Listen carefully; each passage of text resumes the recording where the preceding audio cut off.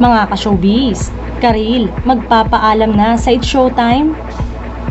Bago nga tayo magpatuloy, kung bago ka lang sa aking channel, mag-subscribe na sa Showbiz All-In TV.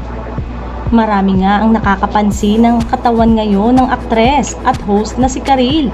Anytime soon ay hindi na umano muna mapapanood sa programang It's Showtime ang singer, actress at host na si Karil dahil finally ay nagdadalang tao na ito. Ayon sa isang entertainment columnist, kumpirmadong buntis nga si Karil sa unang anak nila ng asawang si Yael Yuson. Tamang-tama na magkakaroon na siya ng anak dahil ang kanyang ina na si Shasha Padilla na siguradong sabik na sabik nang magkaroon ng apo mula sa kanya. Congratulations nga dahil pregnant siya na matagal na umano nilang hinihintay. Masayang masaya naman ang mga netizen dahil finally ay magkakaanak na nga ito. Ngunit malungkot naman ang mga madlang people dahil mababawasan na naman ang host ng paborito nilang programang It's Showtime.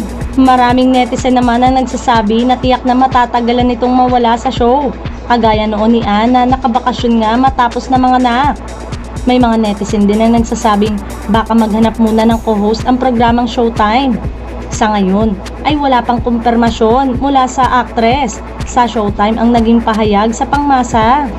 Maaalalang naintriga ang netizen dahil hindi umattend ang isa sa mga main host ng Showtime at ang dating kapuso star na si Karil. Maaalalang sa naganap na contract signing ay no-show din ng aktres.